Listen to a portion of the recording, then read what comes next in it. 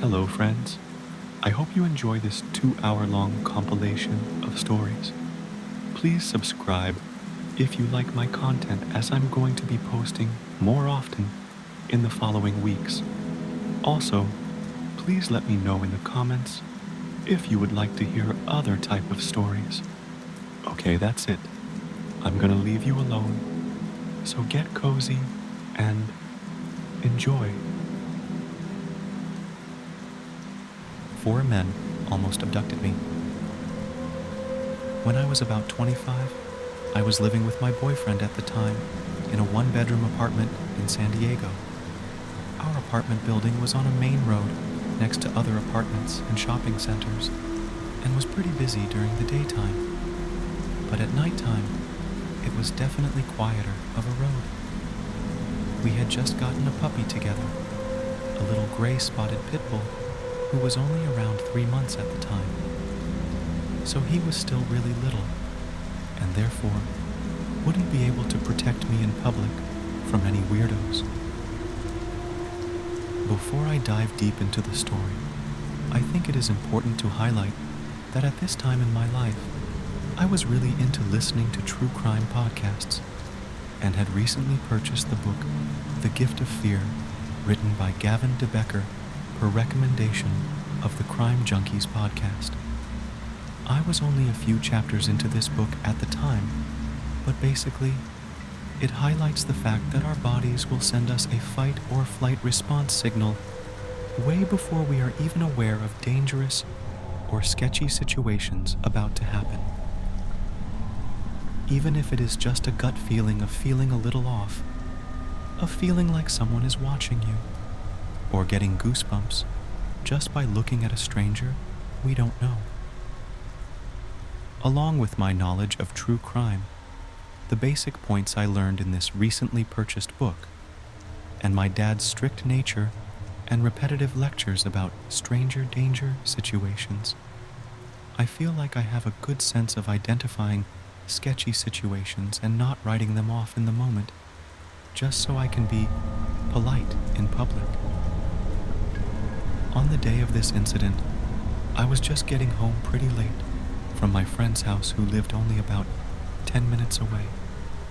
I had just brought the puppy over to hers for a little to play with and hang out together for the night, and I didn't end up getting back home with the puppy until about 10:30 p.m., so pretty late for a weekday. We only had street parking where we lived, so I parked my car right off of the busy road I mentioned earlier and gathered my stuff inside the car before I opened my car door. For the time I lived in this apartment, there would sometimes be random homeless people or people on drugs who would wander down to this street during the day. For this reason, I always check outside my car windows and rear view mirrors before I get out of my car, especially at night, just to be sure there aren't any weirdos or sketchy people outside waiting for me. The coast was clear when I checked outside my mirrors, so I proceeded to get out of my car, grab my things, and get my puppy out of the passenger side.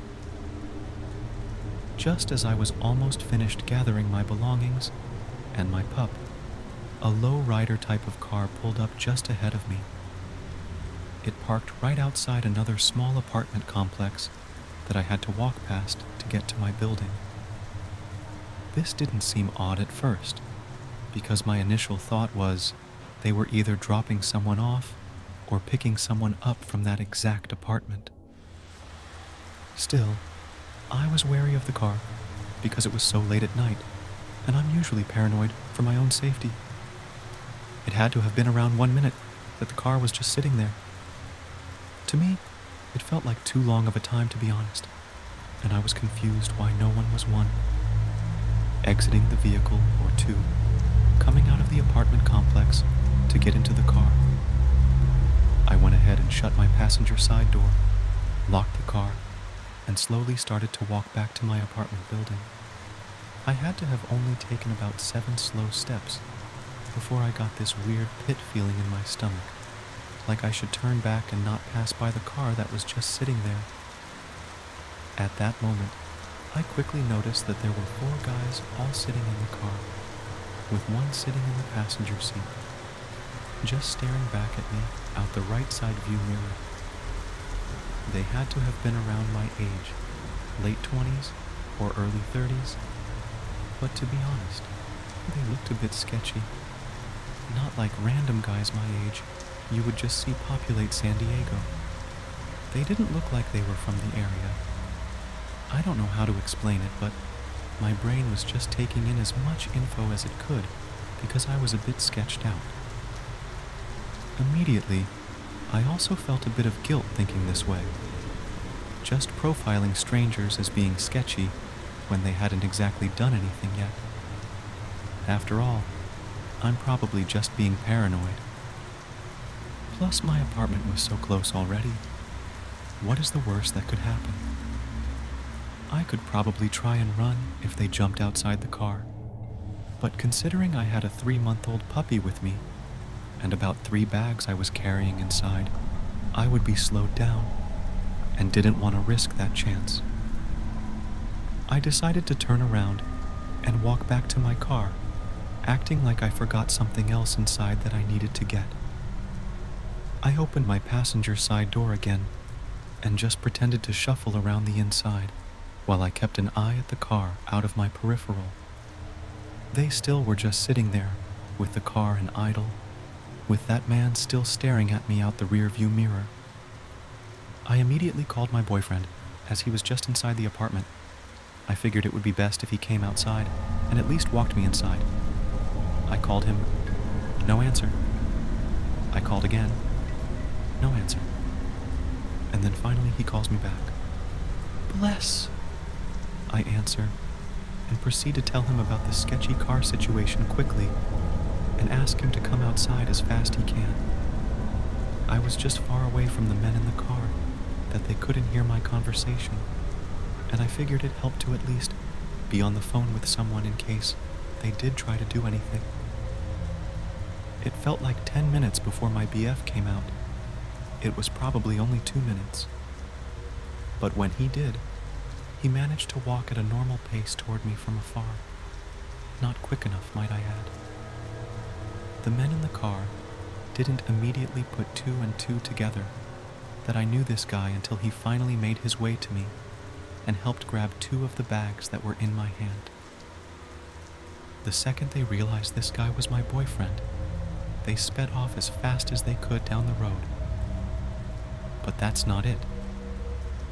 Up ahead down the road, they made a quick donut-style U-turn back towards us, and my heart began to race again.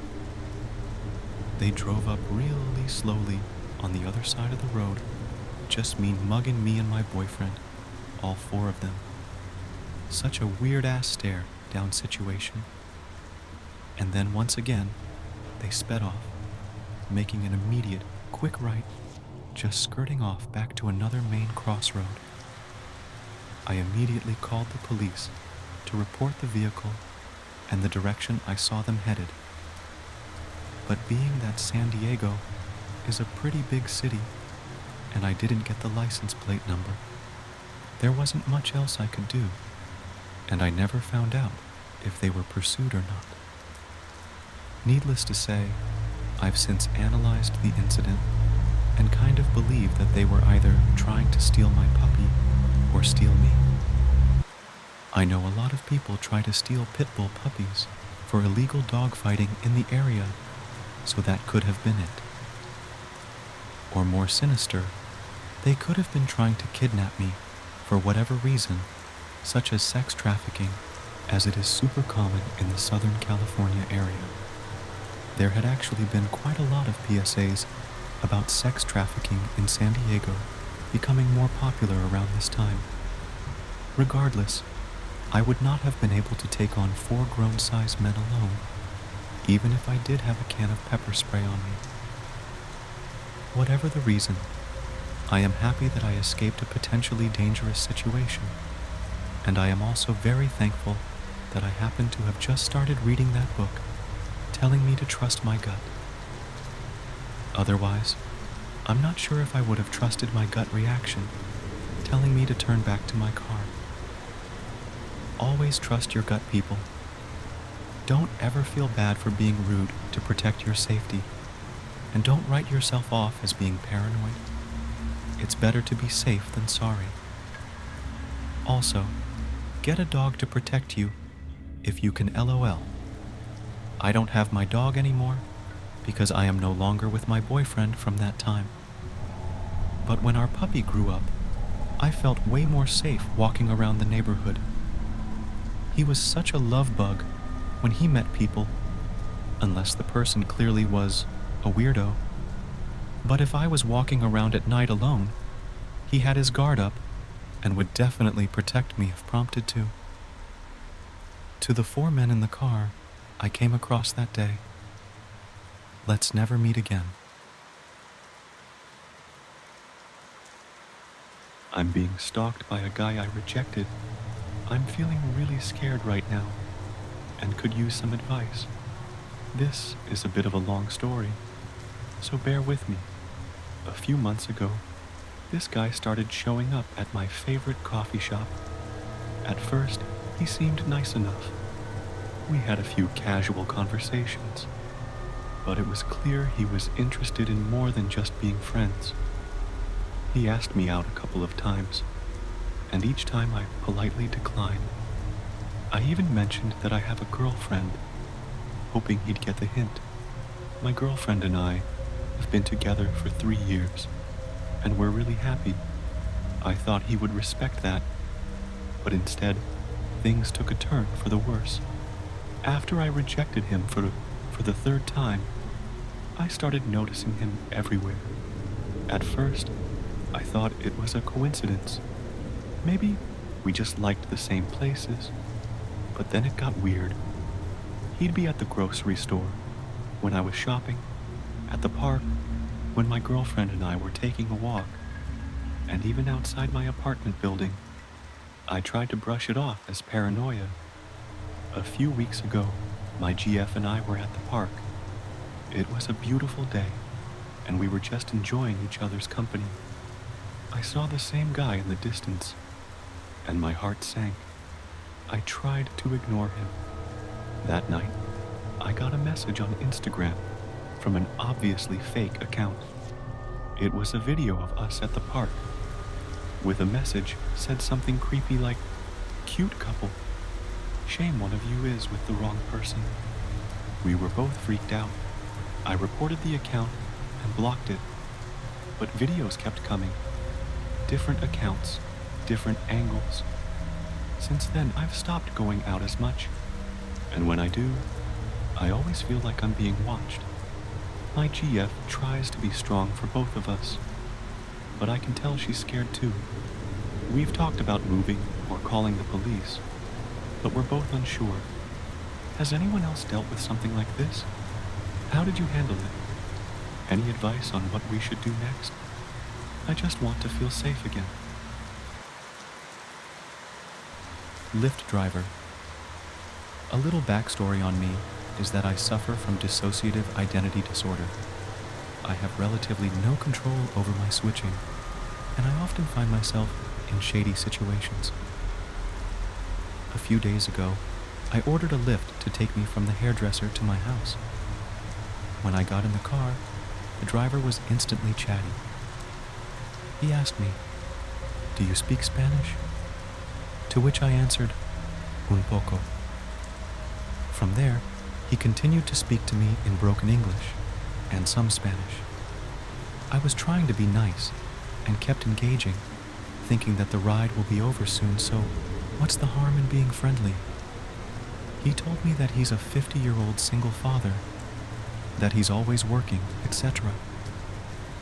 10 minutes into the ride, the trip was supposed to take 14 minutes. He asked me if I would talk to him for a few minutes. I was genuinely confused, but by then I was just smiling nervously and said, "Yes, I'm talking to you now." That's when he pulled the car over and started turning off the app. I wish it wasn't the case, but I went into full-blown panic mode, trying to fix any misunderstandings. But he was now opening my door and telling me to move to the front seat. This is where I royally fucked up. Even though he was guiding me to the front seat, I could have tried to make my escape. I recognized a huge, bright orange awning of a supermarket close to my house. Instead, I froze and meekly sat down in the front seat. From there, he picked up the conversation, but for all I know, he could have been speaking Mandarin. All I could hear was an echo. I was dissociating. The next thing I remember doing was giving him driving directions, to which he complied. He pulled over at a little park near my house, and I immediately jumped out of the car. He hopped out, grabbed my hand, and tried to kiss it. I pulled my hand away, but he grabbed it again. At this point, I believe I went into fawn mode. I began walking with him, hand in hand around the park. As we were walking, at least 3 other people went by, but I made no gesture for help. He kept telling me about all the sexual things he was going to do to me. I spent roughly 20 minutes like that, feeling helpless in my own body. I snapped out of my daze when my phone started to vibrate. I looked over as he waved his phone while grinning. He was calling me. I didn't even remember putting his number in my phone. I told him I had to go inside, but he was blocking my path, demanding that I kiss him on the lips as a farewell. Finally, a man and his son stopped beside us, and I used the opportunity to walk farther away. He called out that he'd be staying at the park for another 45 minutes. For all I know, he could have watched me walk up the street and into my house. I live with family, and thankfully my mom was home, so I went to her for comfort.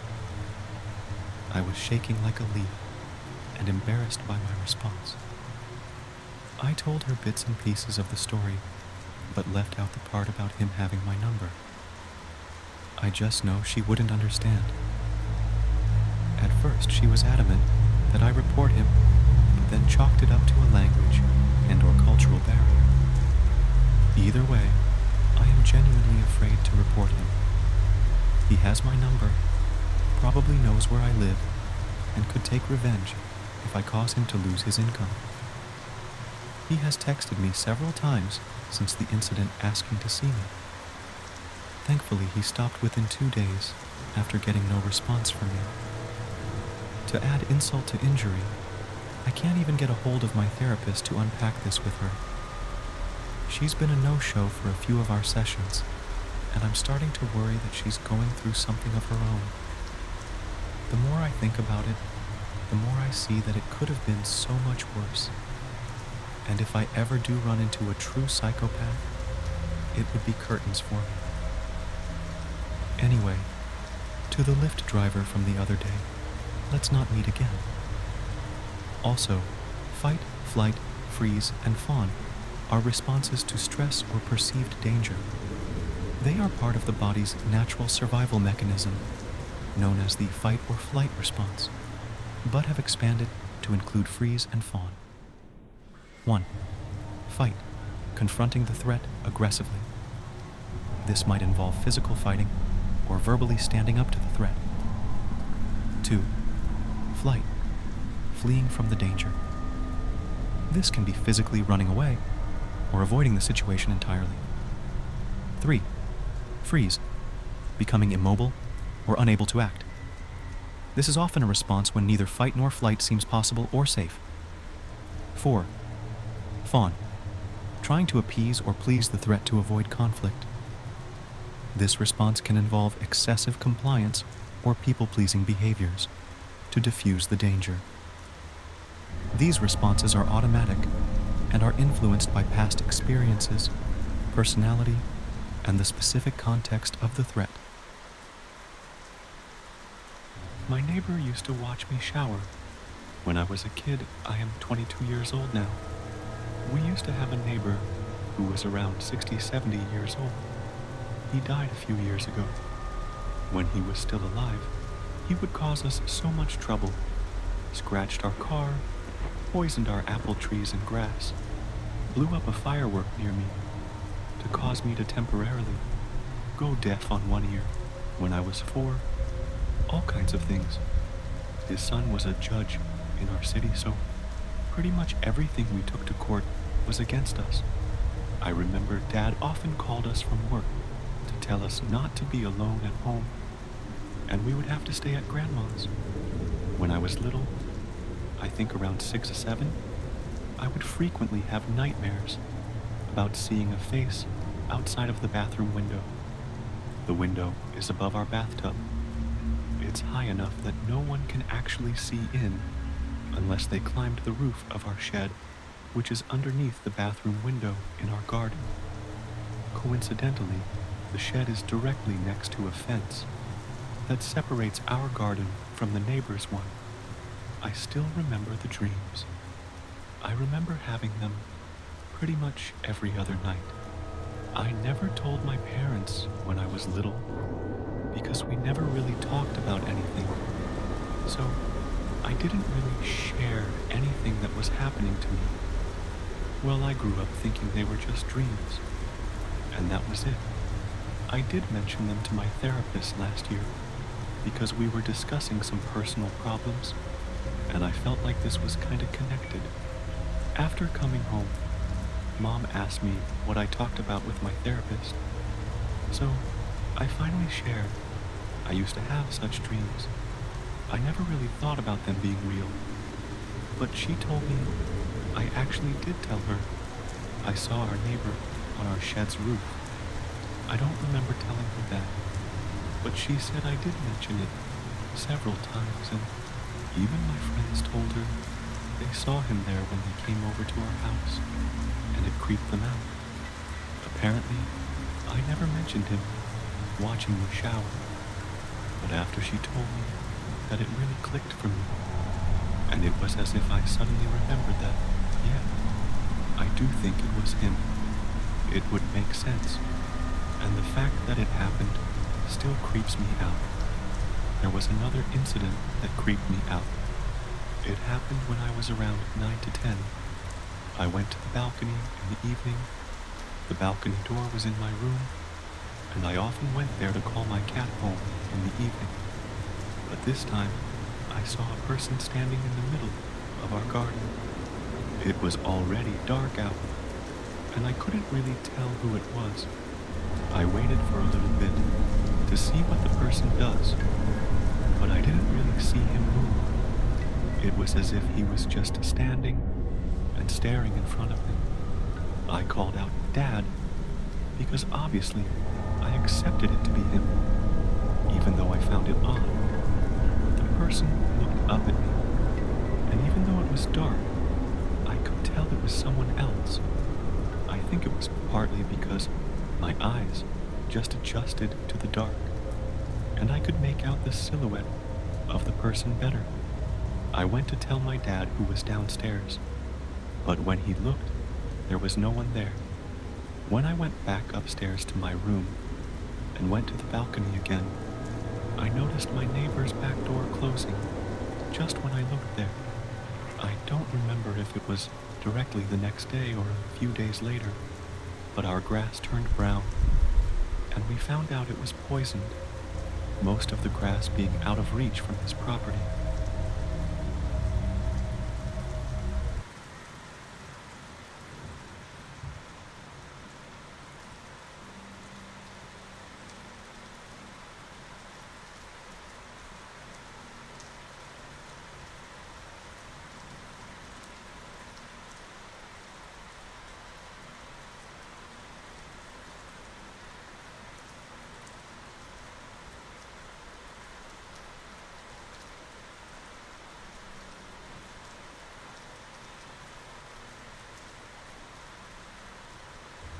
Psycho-situationship turned stalker. Meet Jane. I don't know much about Jane, except that she's from a small town, and she moved here with her friends and boyfriend for university. When I first met Jane at the pub, I thought she hated my guts. She always gave me nasty looks, and when my friends tried to approach her friends, she'd be rude to me. Jane is pretty, Like very, very pretty. Like every guy in town has a thing for her. But Jane's boyfriend is insane, to say the least.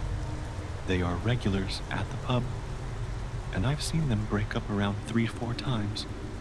And the waiter, working at the pub, guy in my friend group, says he's noticed them break up a dozen more, but they always come back together.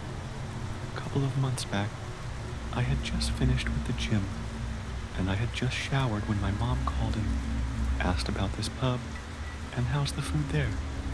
I told her the food's to die for, and she said she and my stepdad were on their way there. I told them I would meet them too, because I was dying for some hot wings and a burger. We sit down, and me and my dad just start drinking beer after beer. And in no time, I had downed 5 0.5 pints of beer. I was getting a little bit tipsy, but I kept pushing them. My dear friend, let's call her Tina, called and asked if I was down for a drink. I told her to come to the pub as I was already there. She's gonna meet my folk, and they planned on leaving soon, so she and I could continue. That's how it happened. My parents left, and Tina and I continued drinking on our own. The pub was closing, so Tina decided to go to the bathroom, and I walked with her inside to see if I could get another pint. We stumbled upon Jane. Jane starts talking to Tina, and I realize they know each other. We all sit down to comfort her, as she was a crying mess. Her BF and she were done for good, and she revealed that he used to really abuse her, mentally and physically. I felt bad for her, so when she rested on my shoulder, I just let her. Tomorrow night, I get a DM from her, and she's apologizing about the trauma dumping. I tell her it's no biggie, as we all need to vent sometimes, albeit I do that to my therapist, not strangers, but whatever. The therapist is a stranger. I pay IG.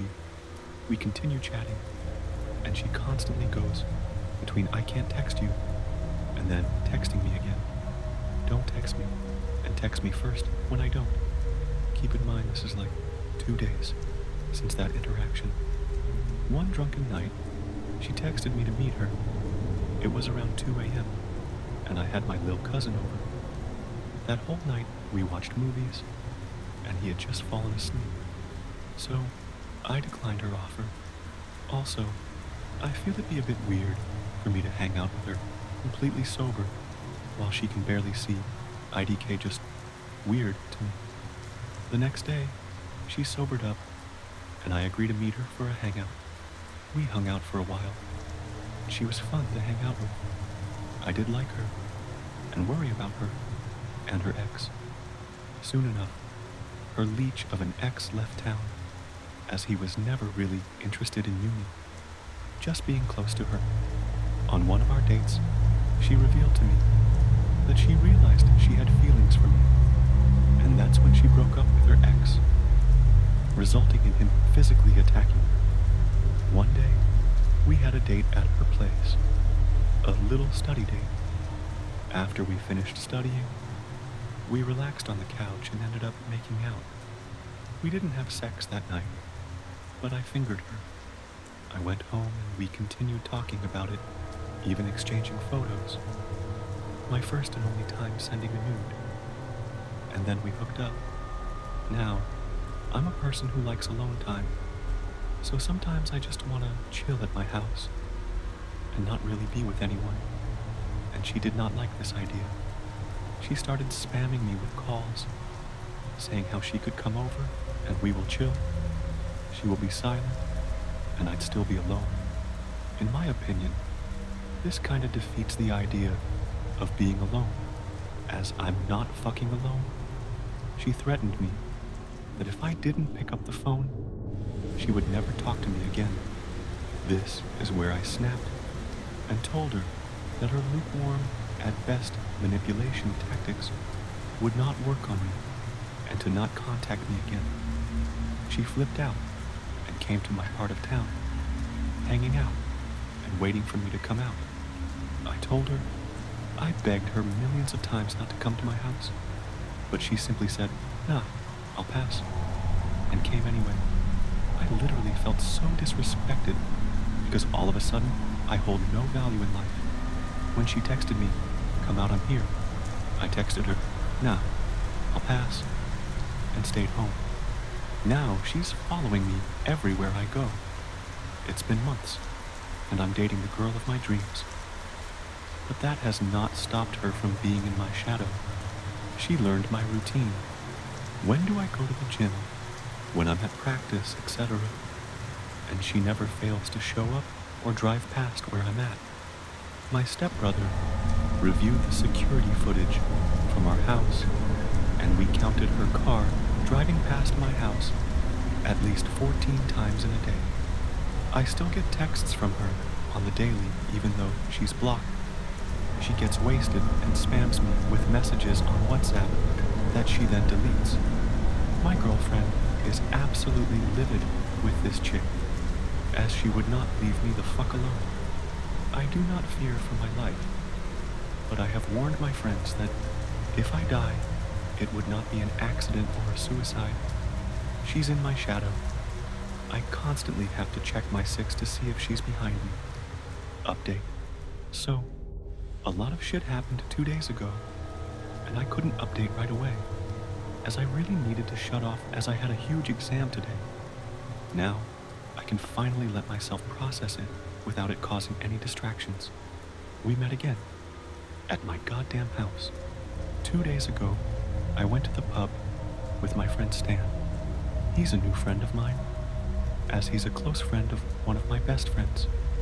My neighbor best friend, Jake, was in Durban to visit his aunt, and me and Stan went to the pub as his friend, and my other best friend, Liam, was having the closing shift at the pub, so we went and visited him and had a few drinks. She was there, and everyone was giving me these weird stares, like I'd murdered their whole family. Finally, the shift manager, whom I'm close, came to me, and she laughingly told me that Jane got extremely drunk and talked about a man the whole night at the pub while sobbing. She then showed them a picture of me, and according to some other waiters, she was throwing an entire ass tantrum because she loved me and she left her boyfriend because of me. Regardless, I brushed it off and had to fight off the player accusation because I'm not one. Anyway, Liam finished his shift. We got into my car and we drove to my house where my girlfriend had already arrived. My mom and her were in the kitchen making dinner, and my stepbrother, younger brother, and stepdad were in the living room just shooting the shit. So I joined them with my friends. At one point, I was in the kitchen with my mom, girlfriend, and stepbrother, and my mom asked, "Who made the kitchen into a mess this morning?" And my stepbrother said, "The Jews," referring to me and my younger brother. We burst out laughing, so I didn't hear the doorbell. My stepdad did, and he went to open the door. Jane was at the door. She had let herself in, and she was standing in the living room, yelling after me. We came out of the kitchen, and we were just staring at her. She begged to talk to me, and I just stared at her and told her that we already covered everything, but she continued begging me. My girlfriend pulled me aside and told me to just talk with her. Maybe it will give her closure, and she will leave me alone. I took her to my backyard. She started apologizing for hurting me. She said, "I'm sorry," like 15 times. I told her that she has nothing to apologize for, and that I sadly cannot forgive manipulations that easily, and that she should give up. She started blaming the alcohol on it, and how she was drunk that night. And I told her that she's been drunk every day for 9 months now, since she arrived in this town. She only knows me for 6 of those 9 months.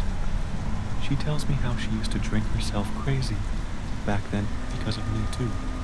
Here's where I snapped, and I told her I just caught her in another one of her lies, and she smirked, gave me this creepy look, and said, "I love lying to you." The look she gave me sent shivers down my spine. My yard was dark, and her eyes just seemed demonic for a moment. She was continuously getting closer to me, and I froze. I couldn't step back. Not that she'd hurt me, as I'm 6'2" with 250 lbs, but a knife would do some good damage. But Jane had another idea. She launched herself at me, locking her lips with mine. I pushed her off, yelling for her to stop, yelling, "No, no, no."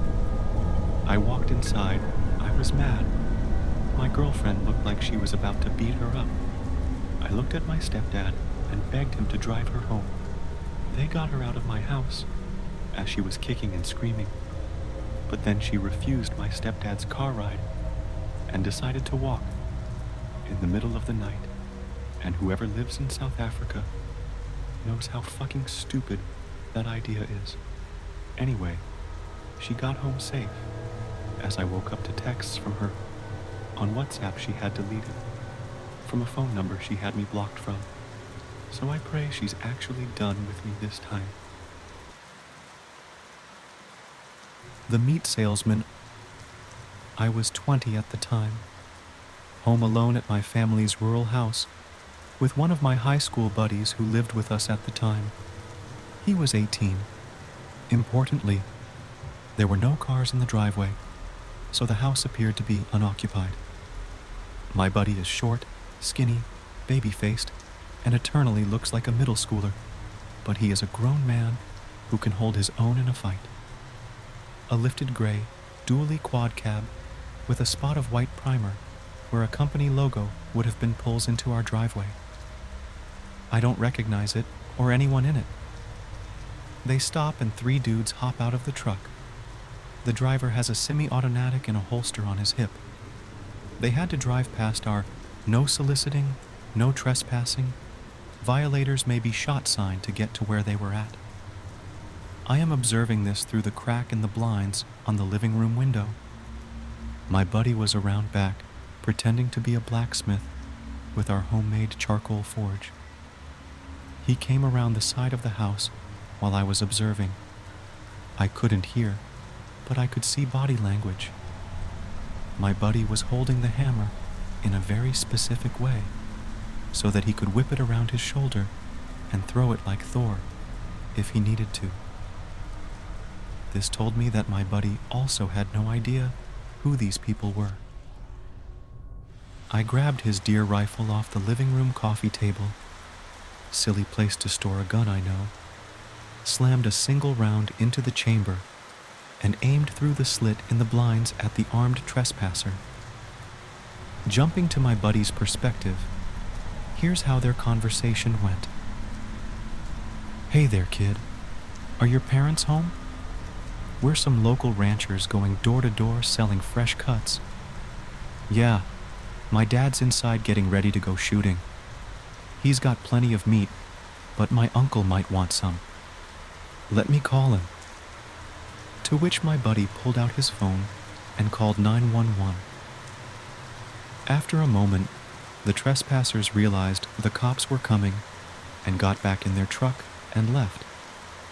Found out later that the truck was stolen, and we had had a run-in with the group that was responsible for over 30 break-ins over the past few months. Highlands Hobo. Back in April, a big group of friends and I went to the Ah Young's campsite in the Victorian Highlands. On our last night, we went to dinner in town and were making our way back to the site at about 9 p.m. It was dark, and my husband was driving his Bornader WD Prado with 2 of our friends in the back seat. We saw a dirt path off the main road, and naturally, we decided to go off-roading into the bush. We ventured down a very narrow path with gum trees on either sides of us before reaching a dead end. A straggly-looking man with his arms folded was there to greet us with a most unpleasant expression on his face. He had some sort of truck next to him and a possible tent, but I couldn't see well in the dark. My husband quickly apologized through his open window and explained that we were just exploring and didn't mean to be a bother. The man quickly grabbed a massive axe from the ground and started advancing towards us. We started backing out over the dirt mounds as fast as we could. I was screaming to my husband to do up his window because the man was right at our hood, fully poised to swing into his neck. We scrambled out of there, given the terrain, and he accompanied us the whole way through, axe just inches from the window. Back at camp, I cried into my friend's arms and shook violently. The misadventure set off her Tourette's. I reported the event to the police, online, but nothing became of it. Random scruffy man in the Victorian Highlands. May we never meet again. My best friend's boyfriend turned out to be a murderer. When I was about 19 or 20, my very best friend in the world was dating this guy. He was really cute, funny, and sweet. I stayed with her at her apartment a lot, and he used to always come over and hang out. He lived with his great-grandmother, who was really super strict. Even though he was 18, she gave him a curfew, and if he was late, she would lock him out or call the law on him. So he always had to be home by at least like 10 p.m. Anyways, one night I was at her house, and we were drinking and playing cards and stuff. He came running through the door at like 9 p.m., saying he had gotten into a fight. We didn't think anything of it, really, because he wasn't exactly a golden boy, and it wasn't all that surprising. But after about 12 a.m. rolled around, we were all like, "Damn, your grandma is letting you stay out this late." He ended up telling us that she was asleep and had locked him out. Again, we didn't think much of it. Happened all the time. Later on the next day, I ended up going home. My friend called me that night, crying her fucking eyes out, telling me to look on Jail Tracker. I got on there and looked, and underneath his mugshot it said, "Murder." I was literally shocked, like WTF? Who the fuck did he murder? I was just there. Turns out, when he came and busted through the door, he had just mangled his great-grandmother to death with a hammer. He sat there and drank with us, played cards with us, and acted like nothing had ever happened. After everyone had left, he ended up telling my friend what he had done. She acted like she was going to run off with him. She went in her room and acted like she was packing her bags up, snuck in the bathroom, and called the police. It was really scary and traumatizing for all of us. For real. But especially her. Ended up getting sentenced to like 50 years or something like that. He tried to escape about 4 years after his sentencing, and they added even more time. So, I doubt I will ever be seeing him again. Anyways, that's been years ago. But I randomly stumbled across this sub, and it made me think of that. Stalker tormenting my family. A couple of weeks ago, I wrote about my personal experience fleeing the state from my stalker. Since I've been living in a different state, I have yet to be bothered personally by my violent stalker ex. However, my family has been a target for him since I left. He has followed my mother to different stores while she has been shopping. He also broke into my first car that I left at my mom's house when I left the state. He broke in the window of the car and took the insurance, registration from the glove compartment. We have a video of it, and he has yet to be arrested. My mom also has been experiencing random flat tires due to random nails. Has happened more than once in the past month. When my BF visited his grandparents, he also randomly got a flat due to a nail. I'm not sure if this is related, but I also had 3 credit accounts opened under my name, and he was the only other person who knew my social. He also tried to anonymously gift my sister Starbucks and flowers at work, but the front desk person described him to my sister, and we knew off the bat it was him. I do have a restraining order against him, however my family does not. I'm hoping he doesn't figure out my new address. Not even family knows where exactly I'm living. The state I'm in protects people that are domestic violence survivors and keeps our identities confidential. If you want my full story, it is on this thread and my account.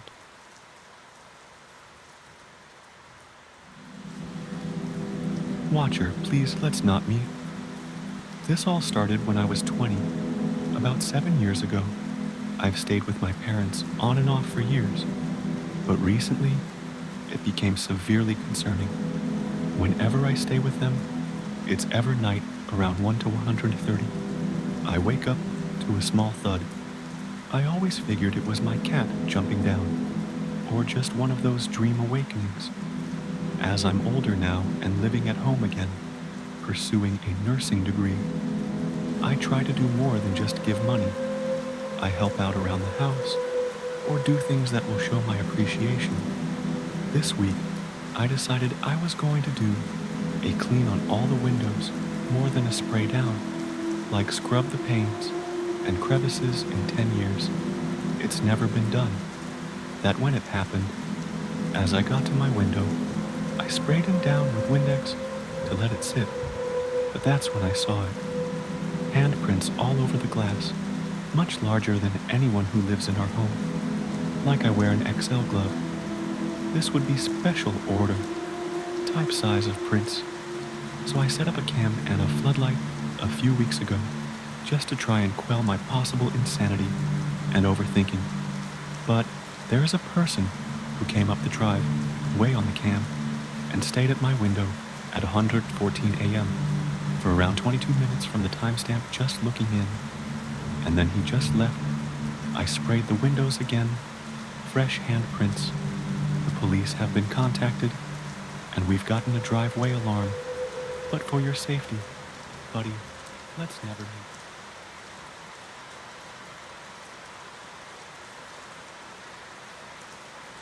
Someone broke in when I was alone at home. Hello, I have to tell that I'm not an English native, so forgive my spelling mistake. It happened 6 years ago, when I was 20. So, I came home after sleeping at my boyfriend's place. It was like 8 a.m., super early BC. My boyfriend started his shift, and my parents were already gone like an hour earlier to their holidays. So I was alone at home and I knew it. So I came home and I directly went to my bedroom to continue my night. But before climbing the stairs, there's 2 floors. I saw the kitchen door, window wide open. I was surprised, but I didn't thought that I was in danger inside my own house. You have to know that my father is super paranoiac, and there's no way he could have forgot to close the windows before leaving the house for 2 weeks. Even if I stayed BC, I used to sleep at my boyfriend's house most of the time. But I was barely awake, so I just closed the door. I checked the kitchen and the living room just to be sure, and then get up to my room. There are 3 rooms on the 2nd floor. I went to my room, changed, then I went to the bathroom and get back to my room. I did close the door of my room, and I don't know why, because I never did. I was scrolling on my phone, and like 5 minutes later, I heard step foot right behind my door. Someone was there the whole time while I was doing my life vulnerably. I was terrified. My heart stopped. I couldn't move. I just took the first thing in front of me to defend myself, my babyless. I stared at my door, waiting for the person to open up and kill me or worst. I was ready to jump out of the window and die if I had seen the door opened. Minutes passed, and I heard the person on the stairs.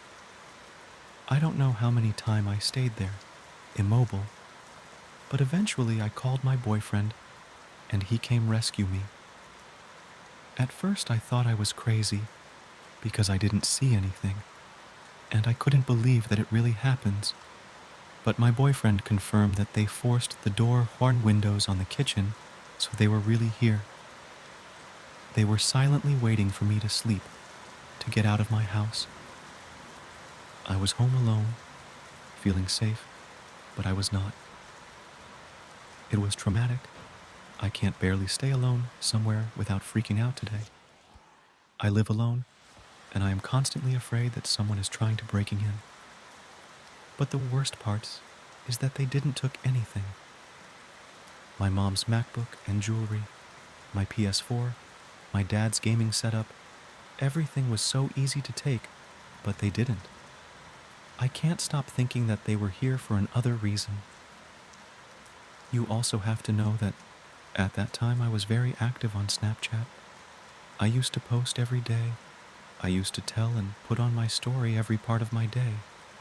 So the 5K of unknown followers that I had on social media knew everything about me at this time. And I think it may be related. Since then I stopped my activities on Snapchat. Do you think it's related, or did I just interrupt them?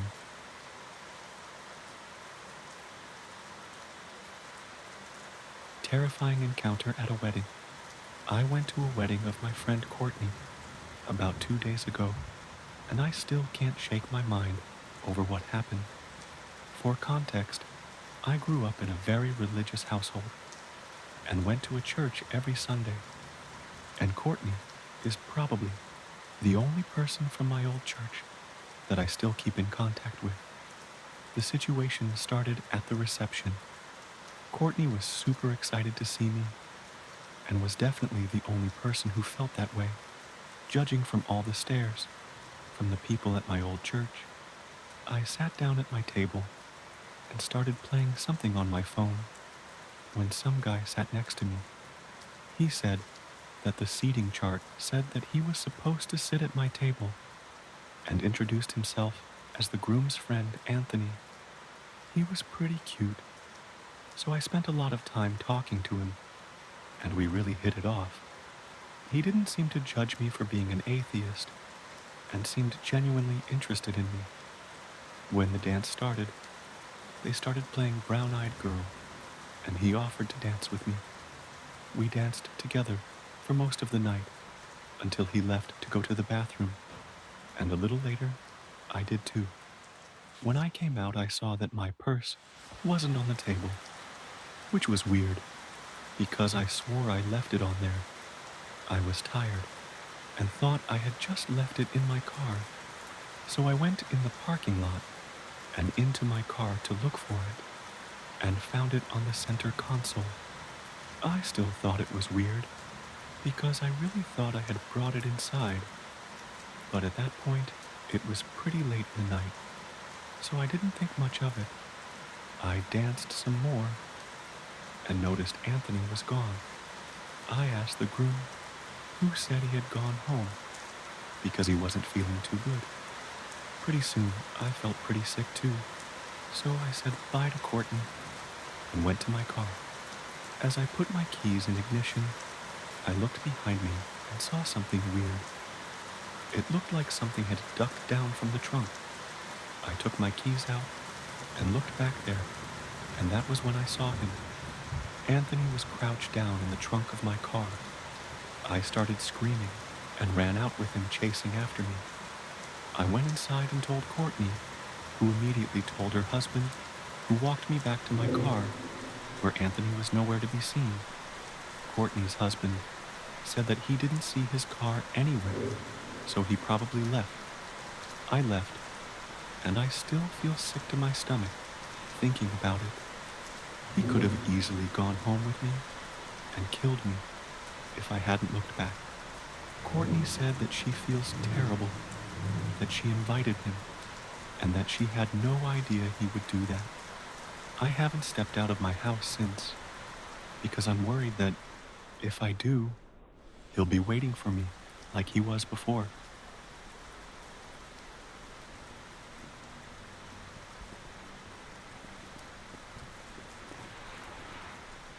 Creepy guy in the park tries massaging me. Hello, everyone. I've been thinking a lot of posting on Reddit since I've watched ER for a really long time, but I never had anything actually interesting to talk about. So, some backstory.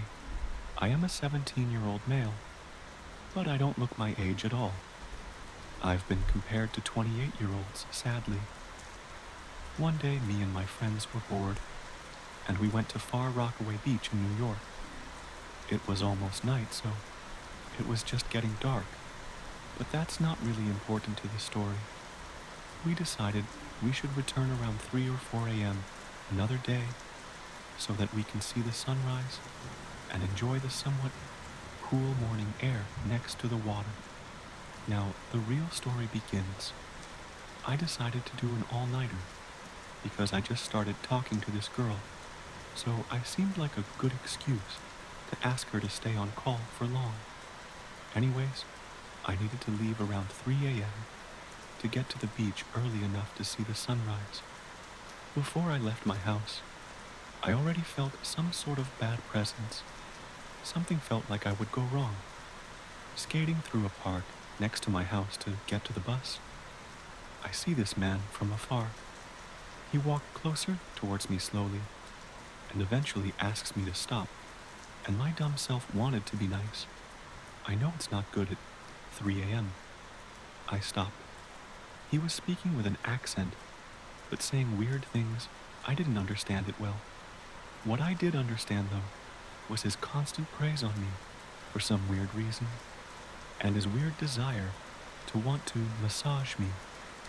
Even though it's weird, I live in New York, and it didn't set off any real bells in my mind to think he was dangerous. The thing that messed me up slightly was the fact that he kept slowly inching towards me, and when I was walking away finally, I felt eyes on my back like daggers. I had turned around out of fear and lo, and behold, he was walking backwards away from me, but keeping eye contact with the back of my head, utterly terrified. I ran as fast as possible, and then skated down another hill to try and go as far away as fast as possible. Sadly, it happened while I was on call, so she heard this man trying to possibly kidnap me or molest me in the park or something. Whatever that man wanted, whatever was really going on, let's please not meet again.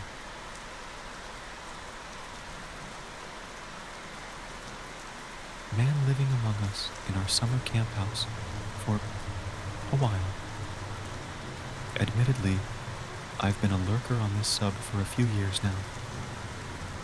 I've tried to type out my story numerous times, but always struggled to wade through the pieces as they've gotten more and more jumbled and foggy with time. I can't say I was traumatized by what happened. I'm not sure if it makes me a fucked up person, but I typically tell this story at parties to manipulate drunk acquaintances into thinking I've survived something cool. Okay, let's get into it. In 2015, I was 19 and working for the summer at a Bible camp for inner city kids. I'm going to leave out the city name, but just know that obviously crime occurs frequently in big cities, and this one was no different. I had been assured that this neighborhood, however, was in the process of being gentrified, and they had even just opened up a hipster coffee shop, dog park, right down the street. Just to give you a really clear visual, this neighborhood had dilapidated houses with trash out in the front, right next to houses with immaculate yards and square modern architecture. The Bible camp where I was working was essentially just a huge 2-story house with a large fenced-in yard. Again, we were assured that we were safe though, because we had bars on the windows, and the outer doors locked automatically when they shut. The camp was conducted downstairs, and the summer counselors, there were 4 of us, lived in the small upstairs that was off limits during the day to the kids. Our camp ran 5 days a week, 8 a.m. to 4 p.m., and then time was ours to explore the city, or rest or whatever. Probably enough to get to the story now. I love a good setting, and it could be important later.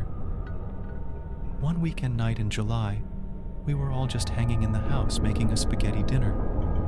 We each got our own stipend for food, so we divided it accordingly for meals, then bought our own snacks and shit.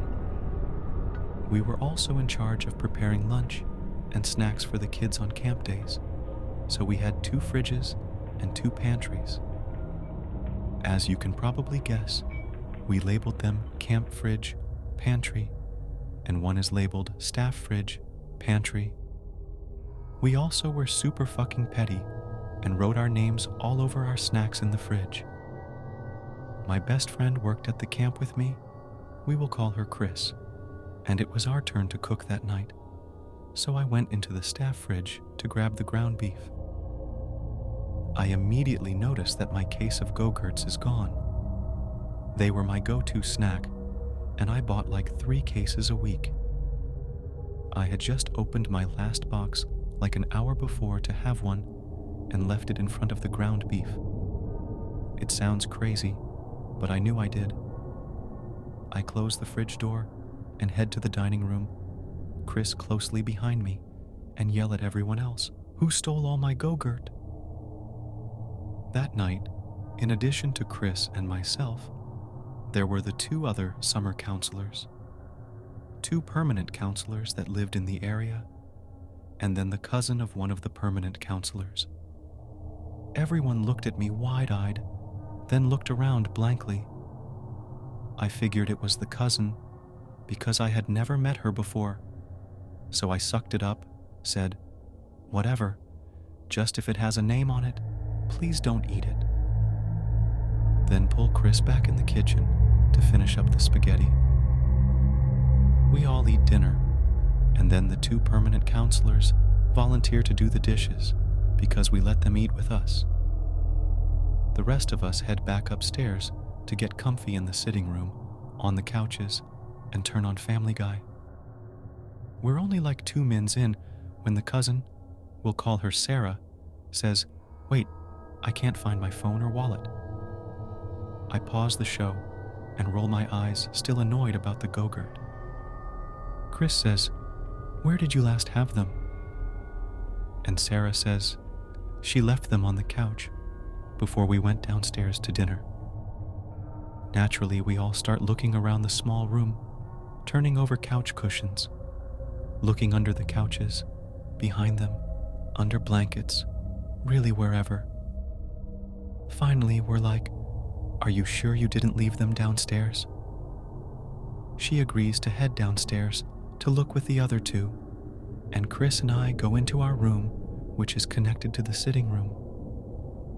We flop down on the bottom of our bunk bed, and I proceed to talk shit about Sarah, who I feel like is ruining our chill night.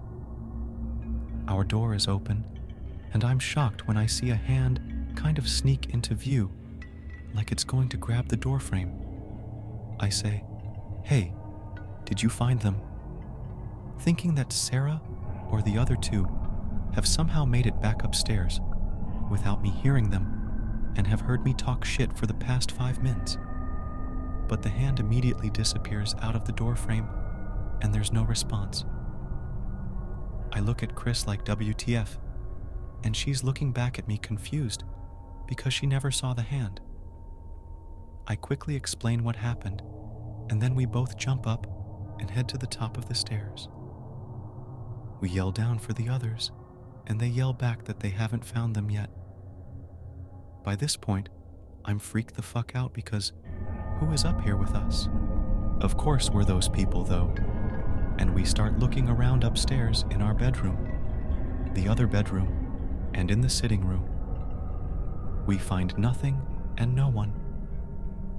We decide not to say anything yet, because I might sound insane, and also, How could someone have gotten downstairs so fast without us hearing them? When we get downstairs, Sarah is super upset and crying. Her cousin says, "Come on, guys. Did someone take her stuff?" But Chris and I both know we didn't, and we say so. Sarah screams that obviously someone took them, and we should just be honest, and then things get heated. I finally decide then to tell them about the hand, because I feel like it will maybe reduce the tension between us. It does, but then everyone panics. We run around the house like maniacs, looking in every closet or hiding place the kids use, and find nothing and no one. We end up calling our camp director to come over, because the situation has just evolved into chaos. When he gets there, we're all sitting huddled in the foyer freaked out, and we explain what we can. He just doesn't seem convinced that someone was in the house and threatens to call the cops if one of us doesn't give Sarah back her things. Well, none of us fess up, so he calls the cops, and they come over and search the property and take our statements. It seems so dumb as we repeat our stories, but we didn't have much to go off of but a feeling.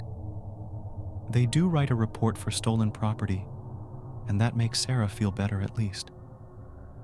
With the house secure, everyone leaves except us 4 summer counselors who live there.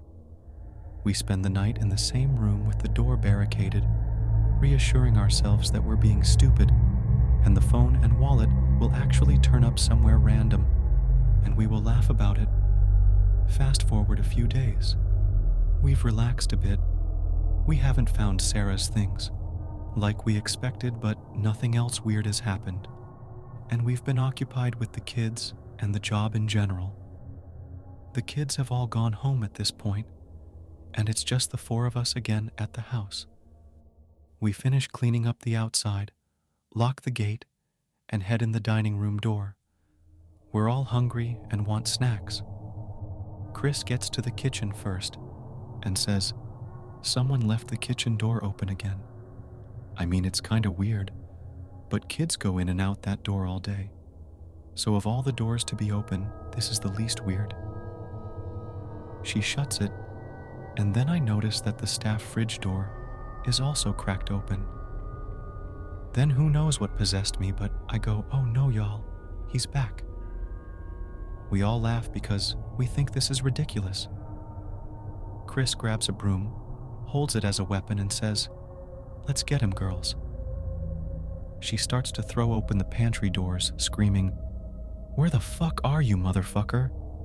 And we know you're in here. Show yourself." I'm following behind her laughing, but I start to inexplicably feel uneasy and nervous. She continues her charade into the next room, throwing open 2 more closet doors. Then moves into the front room and opens that closet door. She starts another confident, "We know you're," when she stops mid-sentence and screams so loudly skin on my neck prickles. Then she throws the broom in the closet and sprints out the front door, leaving it open. My heart is pounding so fucking hard at this point, but I'm thinking she's messing with us. So I turn around and go the other way, into the foyer and out the front door. I see her booking it down the street, towards the coffee shop, and I'm like, "Okay, what is she doing?" As soon as I turn back around to find the others, he's just there. Older man, looks really dirty, has hardly any teeth. He's just grinning at me. He has his hands up and says, "I didn't mean no harm," while slowly backing away down the street in the other direction. It's so creepy because even though he says this, it's like he doesn't mean it. It's like his tone and the grin are mocking me. I'm frozen for a second, then I sputter out, "You can't just, leave." And he just says again with that goddamn grin, "I didn't mean no harm," then turns and runs. I fumble in my pocket for my phone and dial 911, then go to follow him, but as soon as I reach the edge of the house, he's gone. Next events are kind of a blur. Sounds wild, but we really all thought we just freaked ourselves out.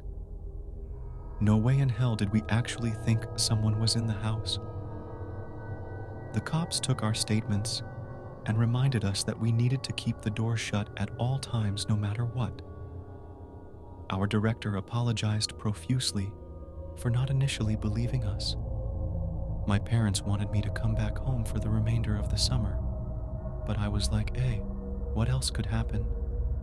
Chris was the one who had it the worst. She was terrified to stay in that house. She told me later that when she opened the door, he was just grinning at her with dead eyes, like he was waiting for her to finally find him. She said she will never forget his face. We're still best friends at almost 30, and I can't bring up that summer to her if she hasn't been drinking. That's basically it. I think what kept me up at night after that were just unanswered questions. Like, how long had he been in the house? Why did he randomly decide to take the phone and wallet of the one person who didn't work there? Had he listened to our private conversations? Watched us get dressed and shower? How much food had he stolen that we didn't notice? Where the fuck had he gone when we were looking for him on spaghetti night? What hiding places did we miss? Was he under my bed at night or at any point during my stay? IDK all these answers, and I know I'll never have them, but I'm thankful our interaction wasn't worse, I guess. So, creepy grinning squatter who lived among us for God knows how long, let's not meet. Amanda, the ex-girlfriend of my best friend, who nearly destroyed my life. Okay, this may be a long story, but I'm ready to tell people of Reddit my story of Let's Not Meets. This first started when I was in my first year of 6th form. My friend, let's say her name was Candle. She introduced me to her friend, let's call her Amanda. I used to chat to Amanda every day for the next 2 weeks, simply because she used to message me constantly. She seemed like a nice girl at first, until she started to make me feel uncomfortable around her, as she used to message me, I want to cuddle you like a big teddy bear, and similar things to that, and I shot it down, and she got upset and threatened to call the police on me if I didn't go on a date with her. I'm a gay guy BTW, but I wasn't out of the closet at this point of my life. I screenshotted everything she said to me, and I showed my friend Candle, and she stated, yeah, I believe you. She a compulsive liar. She lied about a teacher essaying her, and used to make things up to make her sound better than everyone else. I was so glad Candle believed me and advised me to block Amanda, which I did. Fast forward 2 years later, I was now in college, and I encountered her again. I didn't recognize her, and was chatting to her without realizing she was the same Amanda from 2 years prior. That was until I messaged Candle on Facebook, as Amanda told me she knew Candle. Candle sent me a long paragraph. You do realize that's Amanda, right? Then it all came flooding back to me. She's right. It's the same girl who threatened to call the police on me for not going on a date with her. She was dating a friend, now bestest friend of mine in college. I tried to warn him, but he didn't listen to me. Amanda claimed to have a crush on me a second time. I shot it down right away and told her I'm not interested. She obviously took offense to that and threatened to call the police again, to which I replied, "What's police going to do? This isn't a police matter." Which, by looked at her facial expression, angered her more, but she walked off. The next couple of weeks go by. I ended up telling my friend about what she's been messaging me with, and he obviously believed me as he saw her messaging me in real time. She kept asking me on a date and saying she liked me since day one, etc. But here's the thing. She was in a relationship with my friend. Naturally, my friend got upset and called her in front of me, and she claimed she had no clue what he's talking about and told him I'm making up lies.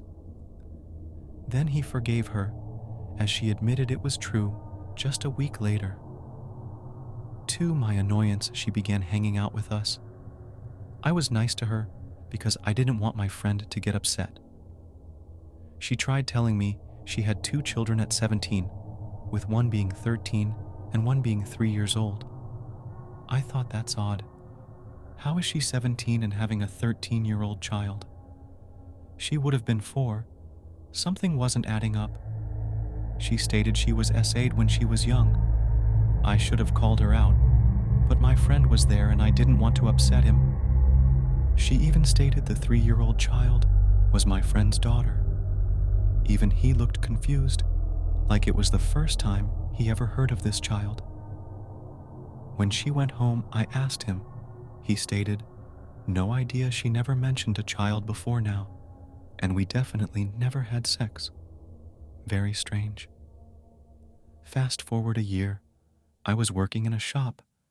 She suddenly showed up and asked to speak to me. My manager let me go on my 30-minute lunch. She was with her friend, and she wanted to tell me that my best friend, let's officially give him the name Marcus, was manipulating her and always hurting her, which I knew for a fact wasn't true. Marcus wouldn't hurt a fly, but I listened to whatever else she wanted to say. She said she was trapped in a relationship with him and felt scared of him. No idea why she was telling me this, knowing I don't like her. I just made out I believed her and headed back to work. I came home and FaceTimed Marcus and told him everything she told me earlier that day. He started crying his eyes out because he found out she cheated on him with another guy. A friend of his showed him a picture as proof and forwarded it to me. It was definitely a picture of her with some guy kissing on a bus.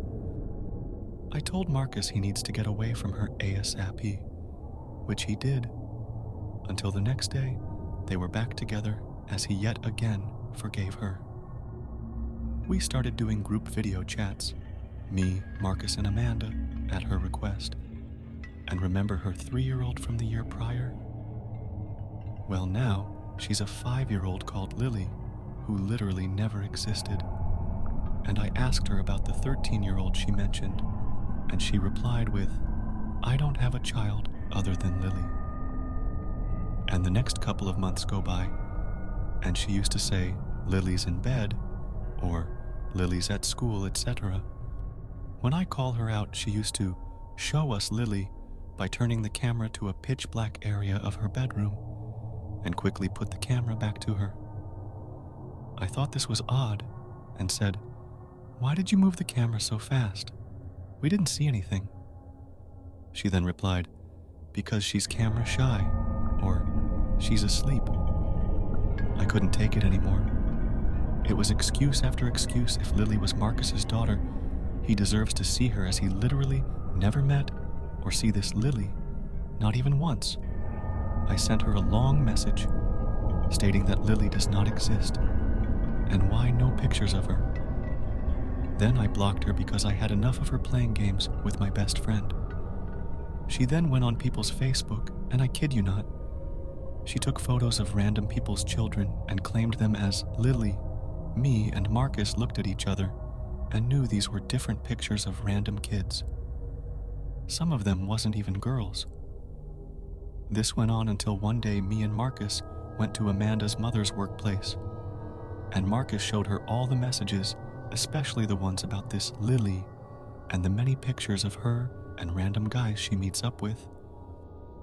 Some of the men Amanda met up with were like 50, 60 years old, and we found her on a dating website asking for men to fatten her up.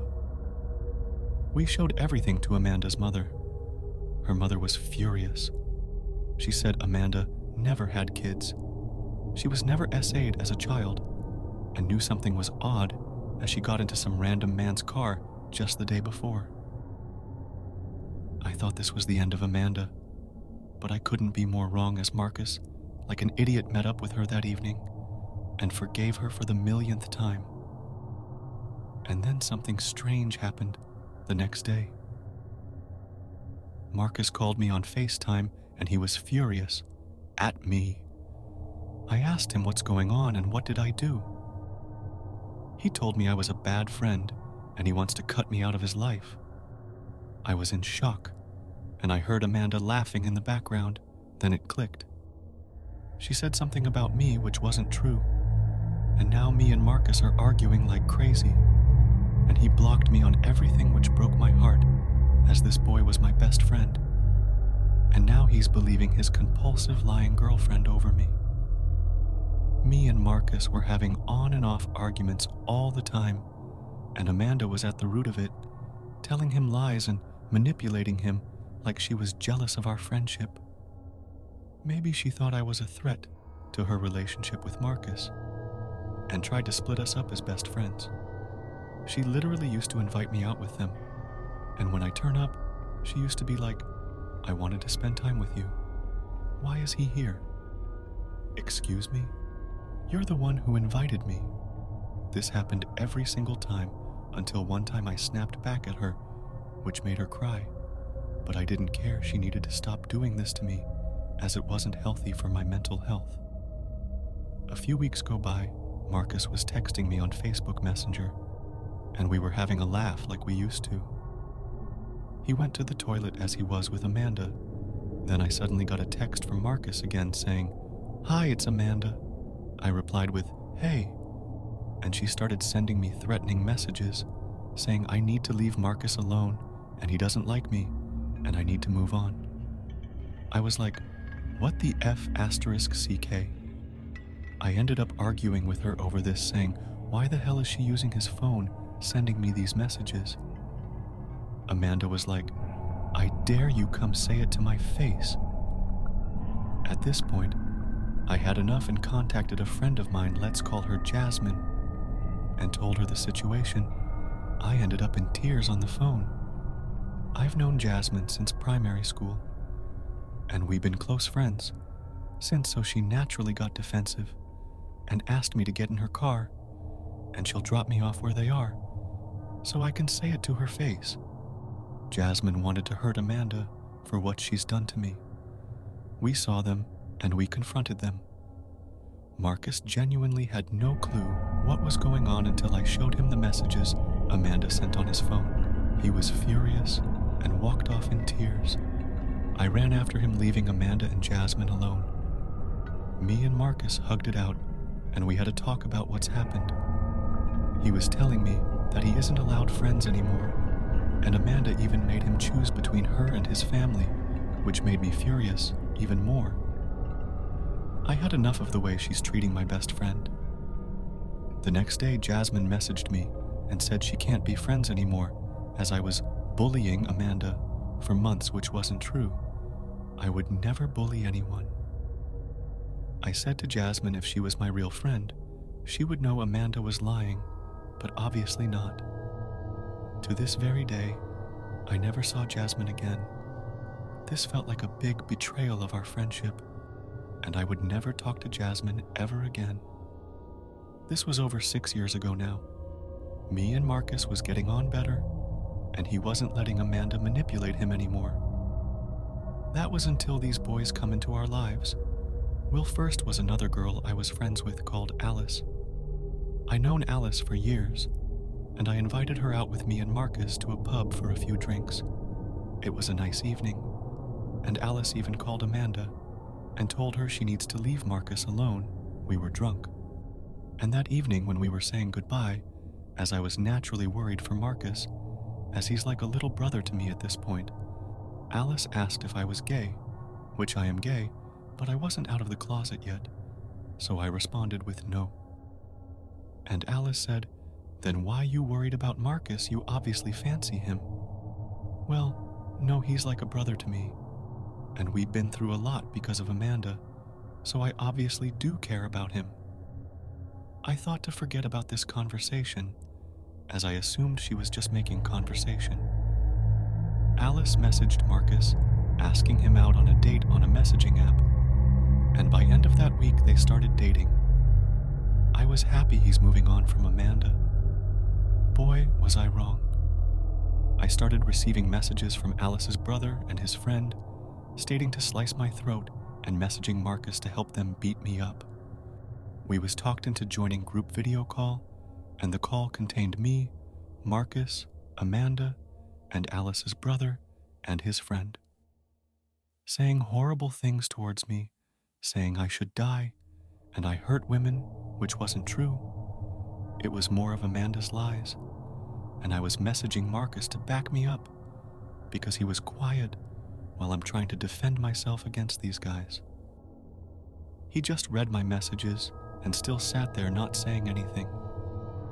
At this point, I had enough and just left the call and left the group and blocked the lot of them apart of Marcus. Marcus called me the next morning, saying sorry for not defending me. I replied with, "Well, that isn't good enough. They were literally threatening me." Marcus went quiet and said sorry again. By that point, I ended the call because I couldn't be bothered with this stress anymore.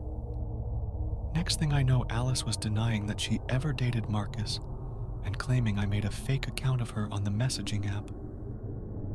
Are you serious, mate?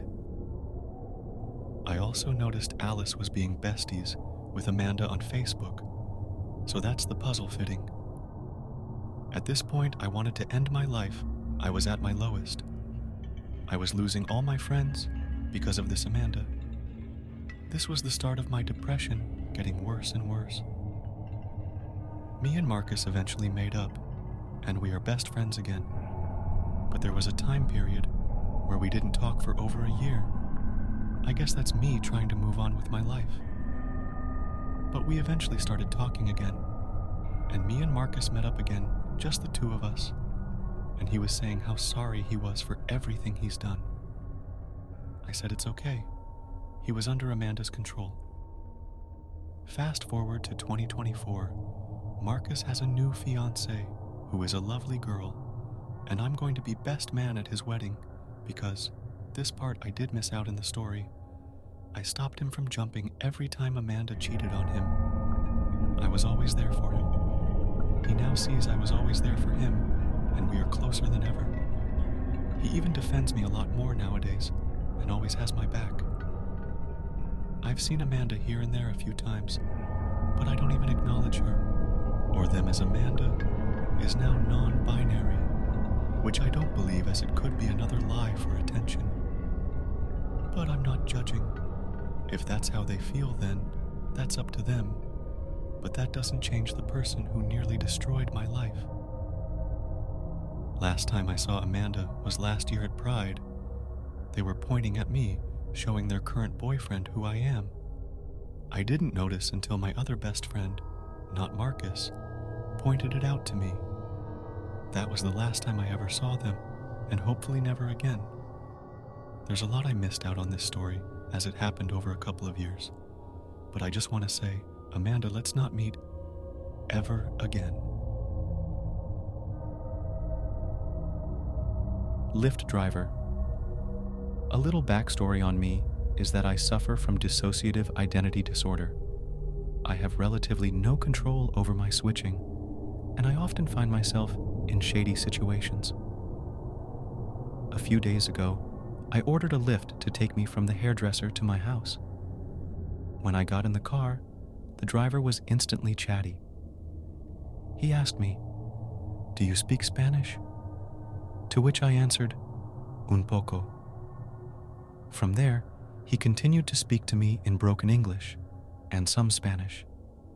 I was trying to be nice and kept engaging, thinking that the ride will be over soon, so what's the harm in being friendly?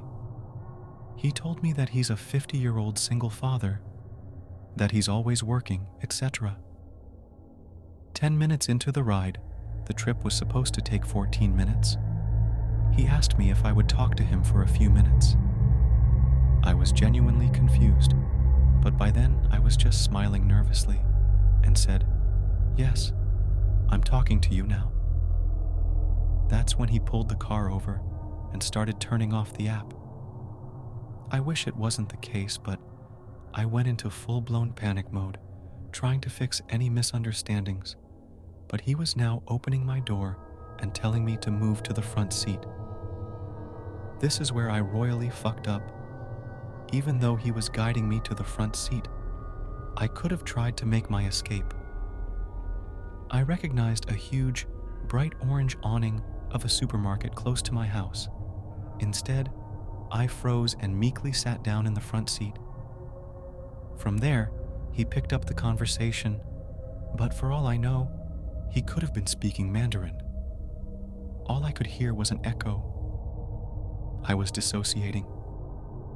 The next thing I remember doing was giving him driving directions, to which he complied.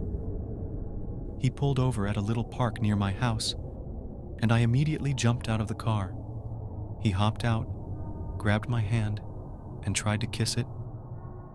I pulled my hand away, but he grabbed it again. At this point, I believe I went into fawn mode. I began walking with him hand in hand around the park. As we were walking, at least 3 other people went by, but I made no gesture for help. He kept telling me about all the sexual things he was going to do to me. I spent roughly 20 minutes like that, feeling helpless in my own body. I snapped out of my daze when my phone started to vibrate. I looked over as he waved his phone while grinning. He was calling me. I didn't even remember putting his number in my phone. I told him I had to go inside, but he was blocking my path, demanding that I kiss him on the lips as a farewell. Finally, a man and his son stopped beside us, and I used the opportunity to walk farther away. He called out that he'd be staying at the park for another 45 minutes. For all I know, he could have watched me walk up the street and into my house. I live with family, and thankfully my mom was home, so I went to her for comfort. I was shaking like a leaf and embarrassed by my response.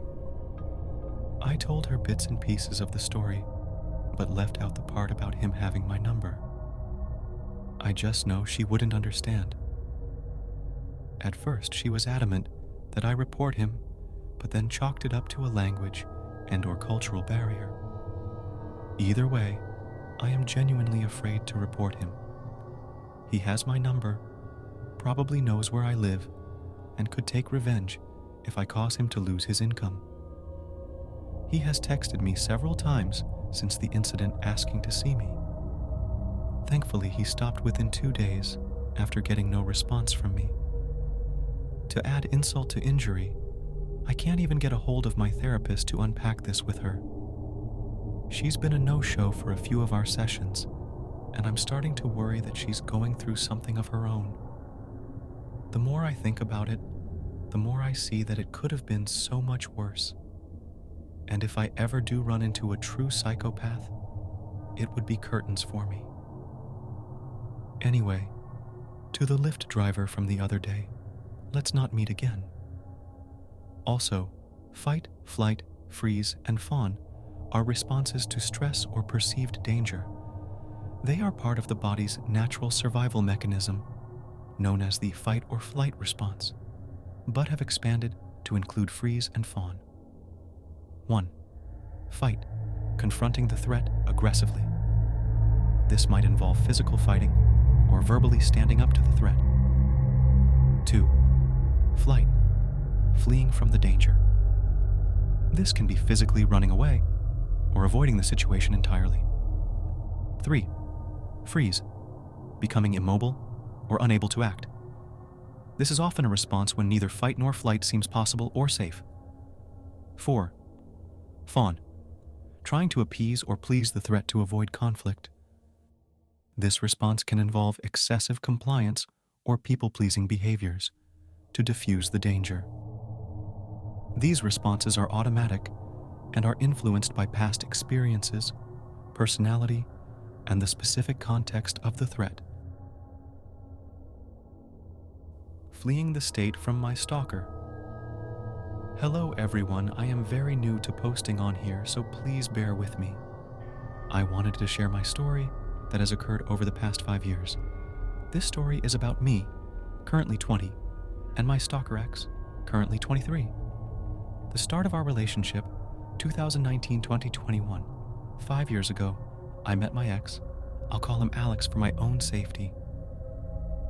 In early to mid 2019, I came across Alex's profile on Instagram and recognized him as a student who attended the same high school as me. I always thought he was attractive, so I followed him on Instagram, and to my surprise, he actually responded to one of my stories. We started messaging on Instagram back and forth, then the both of us quickly found out that we liked each other. We started calling each other and sleeping on the phone. One night, while I had fell asleep on the phone with Alex, I heard his voice coming from the phone, whispering something like, "I would word you," and things along that manner. I thought I was hearing things, so brushed it off, and thought I was just dreaming. Eventually, me and him started dating and going on dates. Everything was pretty well except for the fact that when he would kiss me, he would bite me extremely hard, to the point it would make me bleed. I told him multiple times not to do it, but he would always continue. A couple months into dating, a girl had made a video on Instagram claiming he was a cheater, but he denied to me that he even knew this girl, and I believed him. 10 months of dating went by, and a friend sent me a screenshot of him being active on Tinder. I immediately broke up with him after that. A couple months later, I started dating someone new. During this relationship with my new partner, Alex would blow up my phone with messages and calls. I decided to block him. He then started driving past my house every single day. At this point, I had started my first job, and he would eventually show up there too. I even moved jobs, and he found me there as well. Getting back together, 2021, 2023. The situation eventually died down.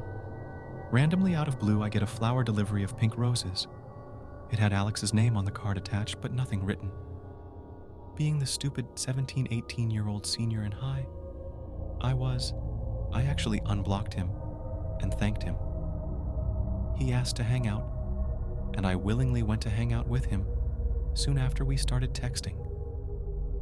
My 17-year-old self thought it was cool to be dating a hot, well-known older boy, so I eventually fell back into Alex. After a couple times of hanging out, we started dating again.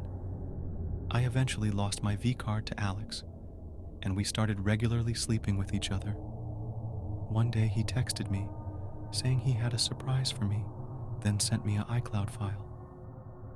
I opened the file and it was a video of us having sex. I had no idea he recorded us having sex. I couldn't even consent. I was 17 at the time, and he was 20. Again, stupid 17-year-old me stayed with him regardless of the red flags. Eventually, our relationship became sexually and physically abusive. One night, he raped me, intoxicated, unconscious, and left bruising on my head and abdomen. A couple days after that, I decided enough was enough and broke up with him. The stalking, 2023-2024. Immediately following the breakup, he would constantly text and call me. He would beg for me to see him. I kept denying, but he kept going.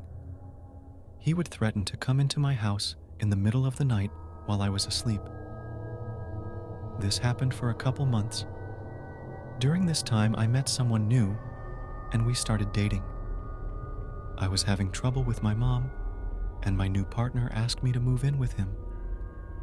Somehow, Alex found out where me and my new partner were living, so he started showing up at our place. We documented everything from our cameras and ended up filing a restraining order against Alex. We got granted a temp order until our hearing. Our hearing day came, and the judge extended the temporary order to let things cool down for 6 months, and if he breaks the order, the judge will grant a long-term order at the next hearing. Within days of extending the temp order, Alex violated it by parking in front of my house on multiple occasions. I called the cops multiple times, but never even gave him a warning. One day while I was working, I get a call from my local PD that Alex tried purchasing a firearm, which violates our order. They just warned him not to do it again and had to let me know for my safety. Obviously, knowing your crazy ex has tried purchasing a firearm is scary itself. The following days, he would follow me to work and stand in front of my BFS truck in the early hours of the morning. Most current, fleeing 2024. He would start tailgating me on my way to work or swerve in front of me in his car. Me and my BF moved somewhere else, but in the same city still. Somehow Alex still managed to find us. My BF decided that if the cops weren't going to help us, then we would need to leave the state. We ended up packing up everything in the middle of the night and driving a state over where my BFS family lives. I have been here for about 2 months. Me and BF found good jobs and plan on leasing our own apartment soon. It's been peaceful for the most part. However, I still hear about what Alex does back home. He still tells everyone that we are together still, and even posts pictures of me on Instagram. My story is still ongoing, and I left out a lot of details. At the Bottom of the Hill, Part 1. First time poster here. I live in a very rural area in Tennessee, and this happened either the summer of 92 or 93, so I was a preteen. I can still see this in my mind, like it happened yesterday. Like I said before, a rural area in Tennessee, where we used to have some serious issues with people dumping unwanted, worn-out items and garbage down our beautiful hillsides and ravines. At that time, it was common to find illegal dumping sites everywhere because there was no bulk pickup offered by our one waste disposal monopoly. In this part of the state, the economic disparity is obvious. You have some of the poorest people and some multiple mansion and vacation homes folks. My family fell somewhere in the upper middle class. Thinking Titanic, we would be in either the lowest rung of first class or the very top of second class. Unfortunately, the majority would be in steerage or the coal bunker. Well, it was August in Tennessee, aka sun-scorching heat, and enough humidity to make it slightly uncomfortable to breathe. Many describe it as the swamp-ass capital of the state. Anyway, we had just had an extraordinarily rare murder in our county. It was all that anyone was talking about. It was all you heard in our churches and beauty salons. The victim was largely unknown, a woman in her early 30s and nowhere near wealthy. I didn't know her, nor did anyone. She had moved here less than a year ago and kept to herself, and had not been reported missing. Then, just before our summer break came to an end, this lady was found at the base of a steep incline, deep in one of our densely wooded areas, by some folks out for a nature hike. There she was, found at the base of a large illegal dump on a winding dirt road that was barely wide enough for one vehicle. If you met another car, one of you would have to pull over so far you were almost off the road entirely. Even creepier, the road was named Bone Road. Yeah. When she was found, she had lost everything from the neck up, but both her upper and lower areas were recovered. Her killer had not been caught. So, my mom was born and raised here, and was of strong, yet goofy stock. She has always been my best buddy, even when dropping the hammer on my brother and me. She was loved by every student she had ever taught. Our friends adored my goofy mama, often telling me how lucky I was to have her. My dad was a pharmacist in our area, smarter than most, and happy to go fill a lost or forgotten prescription even late into the night. My dad isn't from here but is very well known because of his job. Everyone knows my mama because she and most of our huge family have been here since our ancestors settled here in the 1800s. The rest of her family lived in Middle Tennessee. On that day in August, we had been at a family reunion picnic at the beautiful, naturally made lake we lived near. Suddenly, a scattered thunderstorm had popped up and brought our get-together to an end. It was just me and my mom, but on the ride home, we decided we were Sherlock Holmes and Watson. We wanted to see the crime scene. I know, brilliant.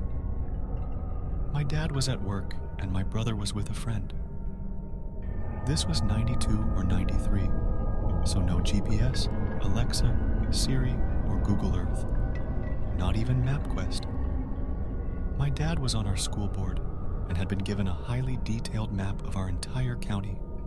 Since neither of us knew how to reach Bone Road, it was agreed the map would be our guide. We went home, grabbed the map, and set out like we were Magellan. We eventually found the place and headed to the spot. Being the ignorant rubberneckers we were, we just planned to drive past this stupid dump site. I can't explain how creepy this place was. A murder dump in the middle of BFE, on a road that started with blacktop, transitioned to gravel, and then good old dirt. It was mid-afternoon, but the sudden rain on the August ground made the area steamy. Literal steam was emanating from the road, the fields, the woods, everywhere. That just added to the thrill of our folly. As we approached the location, there was a blind curve, making it impossible to see the place until you were right up on it. When we rounded that corner, we saw we were not alone. A very dirty man had his very dirty truck pulled over at the dump, just far enough to allow us to pass. Sure, Joe Dirt could have been just another looky-loo like us, but he gave off a creepy AF vibe, just standing by his truck, looking down into the dump. It wasn't a sheriff's officer. We know all our local authorities, and they had cleared the location a day or so before. Anyone could access the area. As we squeezed past his truck, he was standing on the passenger side of our car. I'm 12 or 13, I can't drive, so he was on my side as we passed. So close to him, I could see his 2 teeth clear as day. He just smiled in this uber-creeptastic, almost leering way. Not nice, not friendly. We got past and thanked the Lord that Mr. Two-Tooth hadn't followed us. We agreed we would reach the end of Bone Road and get the hell out of there. Oh, you know there's a but. We reached the end of Bone Road, ending at a field. Bone Road was a dead end, no pun intended. My mom said the words I'd been screaming in my head. OF**K. We had no choice. We had to do a 5-point turn and go back from where we came. Oh, I bet he's gone now. My mom's feeble attempt to soothe us both. Guess what? He was still there, still smiling his huge 2-tooth smile. Now, as my adult self reflected on this, he could have come after us, knowing we would be cornered. But neither of us has ever been accused of being too rational. We made it out unscathed, of course, and my dad hit the roof when he heard the tapestry of idiocy our afternoon adventure was. But, you know there's always a but. Days later, our newspaper heralded the good news. The murderer was caught. The woman had been killed by a boyfriend turned stalker. She had moved here from a town about 45 minutes away to get away from him, but he found her. He just drove around with her body in his truck before happening on the dump. Happily ever after? No. As we stared down at this guy's mugshot, It was real. Mr. Two-Tooth was her killer. We never told my dad that part. Mr. Two-Tooth was convicted of first-degree murder and abuse of a corpse. He will die in the state prison system, serving life with no parole. Still, Mom and I promised we would never be so dumb again. We still have weird adventures, but not to freaky remote murder dump sites on unknown terrain. And with no one knowing where we are, we really could have met our literal dead end. It's an odd thing, knowing that you had been face to face with a brutal murderer, not once but twice. Well, I did have a super too close to call run-in with another murderer, but that will have to be another post on another day. Oh, but Mr. Two-Tooth, let's not meet. Ever. Again. Landlord tried to break in when I was home alone at 16. I just woke up in the middle of the night, remembering this, and need to get it off my chest. When I was about 16, my dad, brothers, and I lived in an old, run-down house in the middle of nowhere. It was a private rental. My brother would do work for the landlord to pay our rent. Our landlord never came off as particularly creepy, but that could be because I rarely went outside when he came over to talk to my dad. And he wouldn't dare do anything in front of my dad. I was home alone one day. My dad and brothers went out, somewhere I don't remember. I had my dog in a fenced-in yard outside, but that was it. I was in my room doing whatever I was doing, probably playing The Sims 2. We lived in the middle of nowhere, and there was a long driveway which the window of my bedroom directly faced. I could see or hear anyone driving up the driveway. I saw a car, not my dad's, and immediately freaked out. I ran and shut all the blinds in the house, turned off all lights and checked the doors were locked. It was our landlord. He lived next door, about 2 miles from our house, and yes, that was the closest house. This wasn't the first time he'd come here unexpectedly. It had happened twice before, and both times I was home alone. Those first 2 times he was only there for 10 minutes, walking around the outside of the house, and then quickly leaving. But this time was different. I grabbed a big kitchen knife and hid under the kitchen table. I heard him pull up outside and open our front gate. My dog outside was going crazy and barking. I heard him yell, "Shut up, mutt!" I could hear his footsteps walking up to the door. He tried to open the front door. I was freaking out. At this point, I texted my dad. He was coming straight home, but they'd be like an hour. He continued to walk around the outside of our house, trying to peek into each window. The house is old and has 3 doors you can enter from the outside. He tried to open all 3. I thought maybe he didn't know I was home. Maybe the last 2 times were a coincidence. But he started saying things, including calling out my name. He knew I was home alone. I couldn't hear what else he was saying through the double brick walls, but I quietly creeped through the house, following his voice up and down the hallway. I was trying to hear what he was saying. That's when he said something I'll never forget. "I'm going to burn the house down, but I'll let you out first." Of course, I didn't take him seriously, which scares me even more. He wanted me to come out. He wanted me to take his threat seriously. That's the part that gets me. I know exactly what would have happened if I had believed him, and my life would have been completely different. He was there for at least 30 minutes, maybe closer to an hour. He was persistent. He left before my dad came home. I told him everything, and we moved out soon after. I still don't know how he knew I was home alone. My dad never saw him on the way driving out, so he knew my dad was gone, because there was no car in the driveway. But how did he know I wasn't with him? That's why, dickhead creep landlord, we'll never meet again. Edit. I'm just realizing now we were evicted. We didn't leave. We lived in a caravan at my uncle's house for a year before finding a house in a different town. Stalker tormenting my family.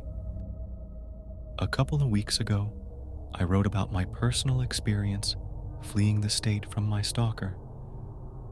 Since I've been living in a different state, I have yet to be bothered personally by my violent stalker ex. However, my family has been a target for him since I left. He has followed my mother to different stores while she has been shopping. He also broke into my first car that I left at my mom's house when I left the state. He broke in the window of the car and took the insurance, registration from the glove compartment. We have a video of it, and he has yet to be arrested. My mom also has been experiencing random flat tires due to random nails. Has happened more than once in the past month. When my BF visited his grandparents, he also randomly got a flat due to a nail. I'm not sure if this is related, but I also had 3 credit accounts opened under my name, and he was the only other person who knew my social. He also tried to anonymously gift my sister Starbucks and flowers at work, but the front desk person described him to my sister, and we knew off the bat it was him.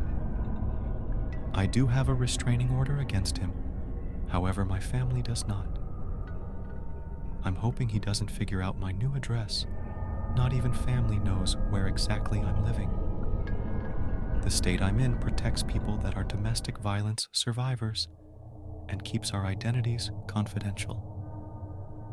If you want my full story, it is on this thread and my account.